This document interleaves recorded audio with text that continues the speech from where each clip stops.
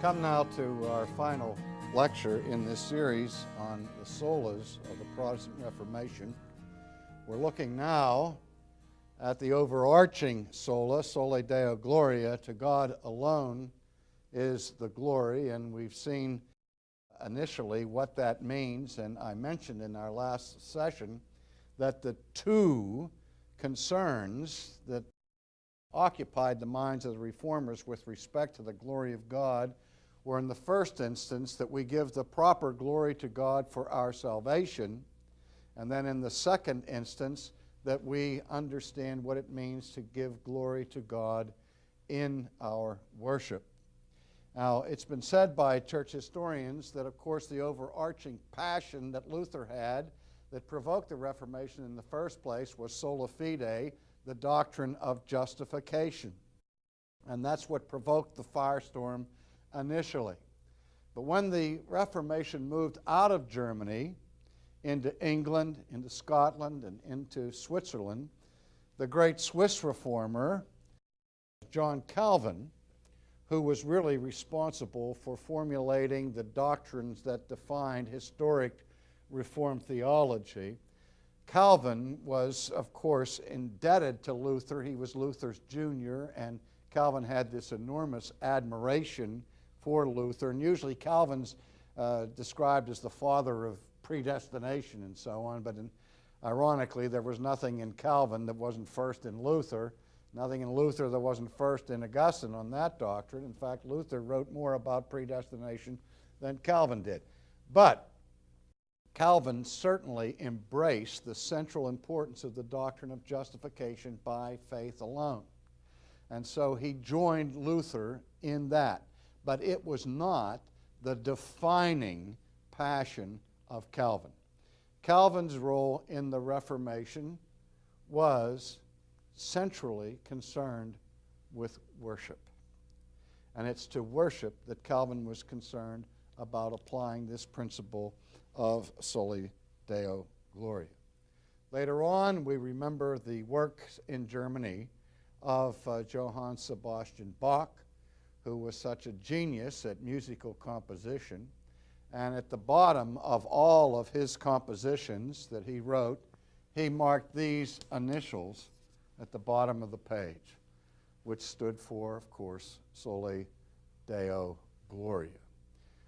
Bach self-consciously wrote his music to honor God and to elevate the glory of God in the worship of God's people. Now, again, what drove Calvin was to reform and purify corruptions that had crept into the church's worship by the time of the 16th century, particularly patterns that developed during the Middle Ages, where much attention was given to creatures. We know that in the Roman Catholic Church, for example, the use of icons and statuary was very important, and the Roman Catholic Church said that it is not proper for anybody to give worship to an icon or to a statue or anything like that. And so they said that what idolatry is idolatria, which is the worship of idols.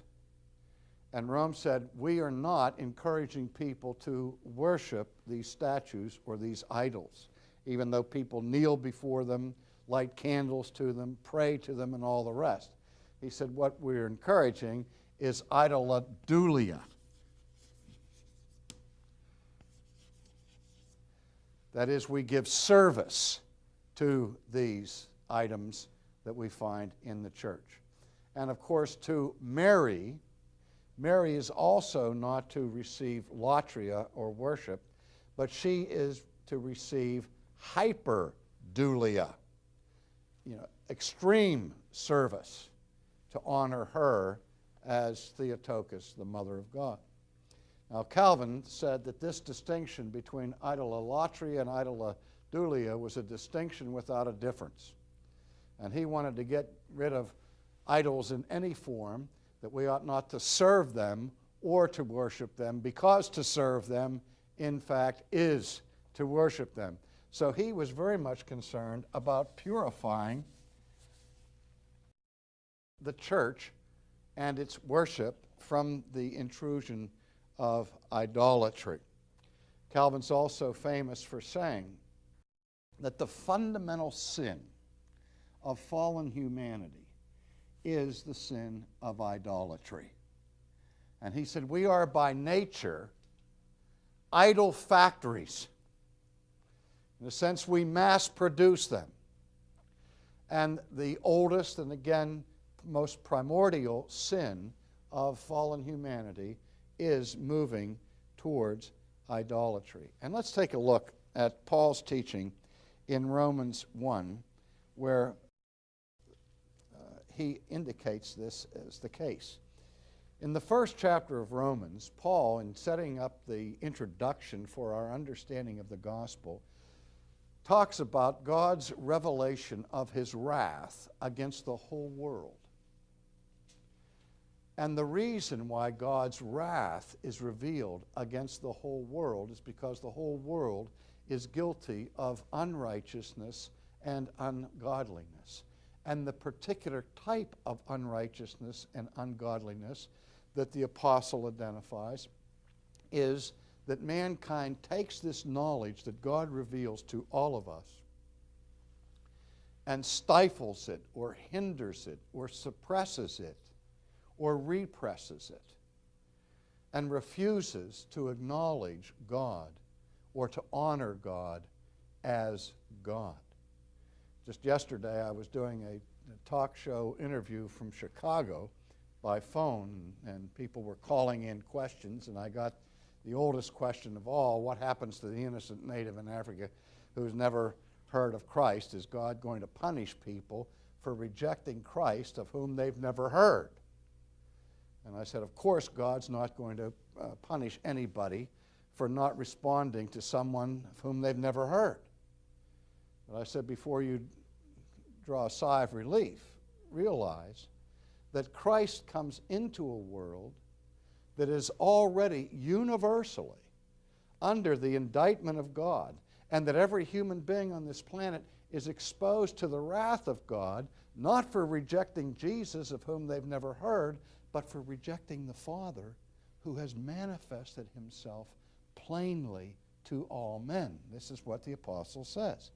And let me just back up here where he says in verse 18, the wrath of God is revealed from heaven against all ungodliness and unrighteousness of men who suppress the truth in unrighteousness. And that truth that they're suppressing is the truth of God. Because what may be known of God is manifest, phaneros, manifestum. It's clear, it's not obscure. It's manifested in them, for God has shown it to them. And now here's where I wanted to pick it up. Verse 20, for since the creation of the world, his invisible attributes are clearly seen. And that sounds like a contradiction. That how can you see that which is invisible? If it's able to be seen, then it's visible. It's not invisible. But what Paul is saying is that the invisible God, his attributes, are made manifest through and in the creation which is visible. And so that by observing the creation, we see and confront the revelation of the invisible attributes of God. And he goes on to say, for his invisible attributes are clearly seen, being understood by the things that are made, even his eternal power and Godhead, that is, his godness, his deity, so that they are without excuse. You see, people think that if they were born in a different culture, from a Christian culture, or they'd never heard of Christ, that somehow they have an excuse that they can carry with them, a note from the teacher when they go to Judgment Day.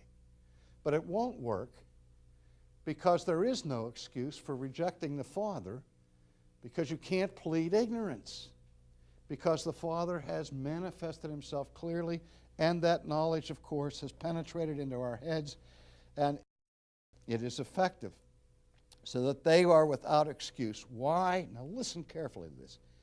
because although they knew God, see, the sin is not a failure to come to a knowledge of God. The sin is what happens after we have a knowledge of God. Because although they knew God, they did not glorify Him as God. See, the last sola to be embraced by a fallen creature is sola deo gloria. Because the basic point of our corruption is we refuse to glorify God in an appropriate and proper way. They did not glorify Him as God. I mean, so many times we talk about God and we describe Him in such a way that it's not God we're talking about. I've said to people, if your God is not sovereign, your God is not God. If you don't acknowledge the sovereignty of God, if you don't acknowledge the justice of God, if you don't acknowledge the omniscience of God or the immutability of God, then whatever God it is you are acknowledging is not God. You're not glorifying God as God. You're glorifying something less than God as if it were God. And to glorify something other than God or less than God as if it were God is the very essence of what? Idolatry. The essence of idolatry is putting a substitute in the place of God and worshiping something that is less than God as if it were God. That's what idolatry is. Well, let's listen to what the apostle says. Because although they knew God, they didn't glorify Him as God, nor were thankful, but they became futile in their thoughts, and their foolish hearts were darkened. Professing to be wise, they became fools, and they changed the glory of the incorruptible God into an image made like corruptible man and birds and four-footed animals and creeping things. Therefore God gave them up to uncleanness in the lusts of their hearts, to dishonor their bodies among themselves, who exchanged the truth of God for the lie, and worshipped and served the creature rather than the Creator, who is blessed and forever. This is our most basic sin. An exchange, a swap, a trade is made.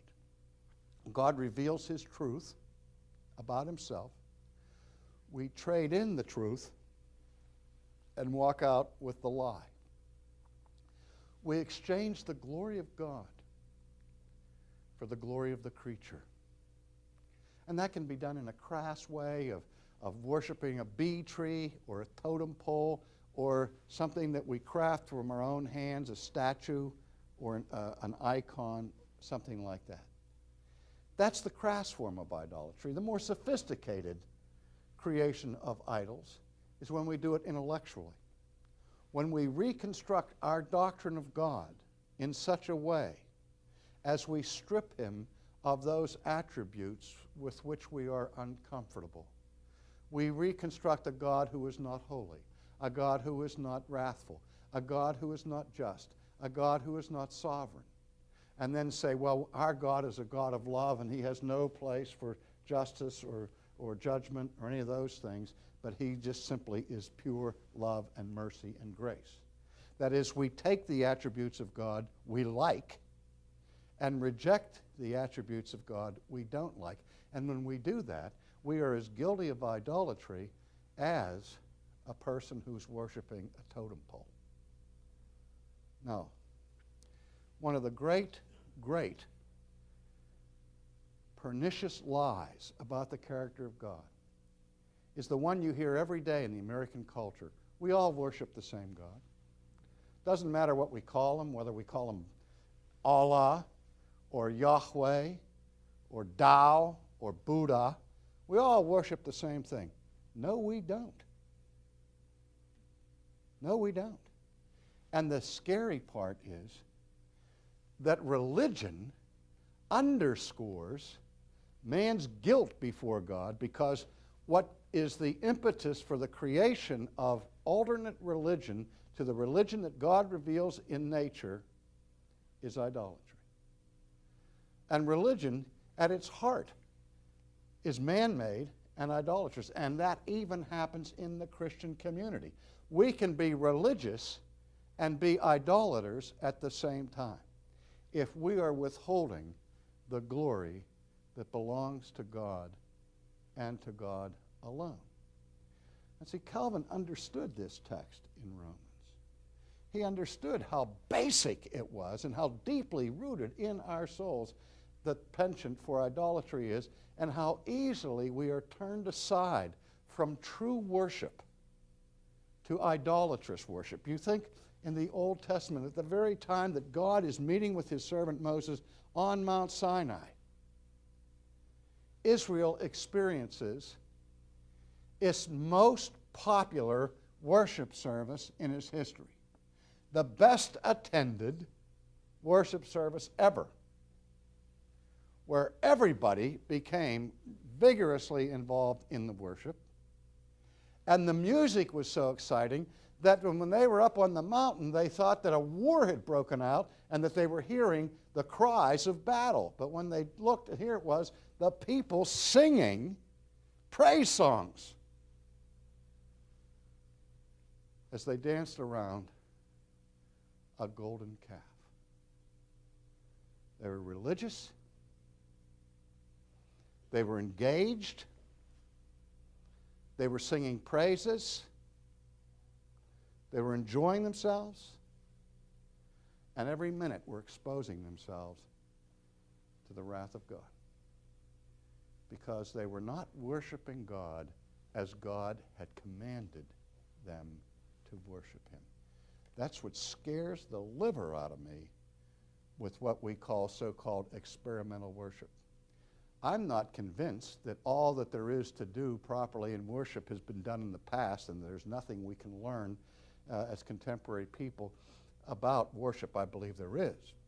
Nor do I believe that the only music that's worthy of being used in the church is music that is old, and that you can't use any new music, because any music that we use in the church that was old at one time was new. So there's nothing wrong with it being new. The question is it appropriate? Does it honor God the way God seeks to be honored? You know, the only time in all of Scripture that the Bible speaks of God seeking something from his creatures is when Jesus speaks to the woman at the well and says, God is seeking people to worship him in spirit and in truth. And we need to take that very seriously. Now, back in 1996, I should say, at Cambridge, Massachusetts, right by Harvard University, 120 pastors and teachers of the churches gathered to consider the solas of the Reformation. This meeting was sponsored by ACE, the Alliance of Confessing Evangelicals, and they published a statement jointly from the Cambridge meeting called the Cambridge Declaration. And let me take a moment to read to you what the Cambridge Declaration said about Soli Deo Gloria. Sola Deo Gloria, the erosion of God-centered worship, wherein in the church biblical authority has been lost, Christ has been displaced, the gospel has been distorted, or faith has been perverted. It has always been for one reason. Our interests have displaced God's, and we are doing his work in our way.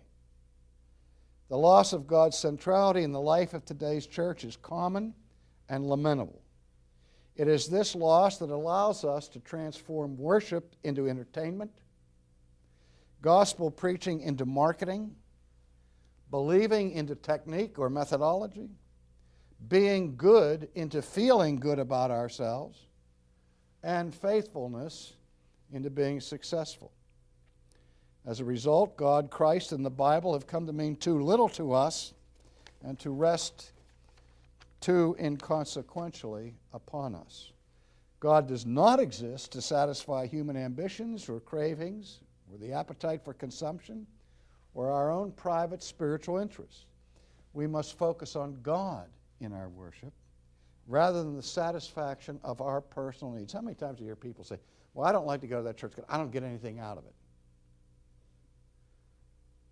When the purpose of Sunday morning gathering of the saints, beloved, is not evangelism. It may happen as a byproduct. The purpose is not fellowship. We hope that that happens as a consequence. But the single purpose of the assembling together of believers on the Sabbath is to worship God. In fact, the whole goal of your salvation is to bring you into a place where you worship God and that you honor Him as God. That's the point of your salvation. God is sovereign in worship. We are not. Our concern must be for God's kingdom, not our empires or our popularity or our success. And so here's the affirmation of Thesis 5. We reaffirm that because salvation is of God, has been accomplished by God, is for God's glory, that we must glorify Him always. We must live our entire lives before the face of God, under the authority of God, and for the glory of God alone. We have a segment always in Table Talk magazine called Coram Deo, which means before the face of God. That in everything we do, we are to give honor, ascribe glory to Him. We deny that we can properly glorify God if our worship is confused with entertainment, if we neglect God's law or the gospel in our preaching, or if in self-improvement, self-esteem, or self-fulfillment are allowed to become alternatives to the gospel. Now, we've gone through what's called a worship war in America, and it's been declared that the battle's over. And we minimize expository preaching. We minimize the music of the ages that exalts God, music that's been tested by time. We now discern worship according to age groups, and we want to make sure that whatever music we use is meaningful to this generation or the X generation, whereas in all of church history, the interesting thing about classical church music is that it was used by every generation. And my generation doesn't ask that church worship be determined by Benny Goodman, by bringing in the music of my era into the church. Rather, I want to know the music that Luther sang, that Ambrose sang, that Augustine used, the music that links and connects us to the church of all ages, because when we enter into worship on Sunday morning, we're entering into the heavenly sanctuary. We're involved in the communion of saints, where God is present, Christ is present, and the spirits of just men made perfect are also present. It's not just for us. And the great danger in our day is that we make us the center of concern. And we steal the glory of God. In salvation, in worship, in all that we do, the driving passion of the Christian must always be Soli Deo Gloria. To God alone, the glory.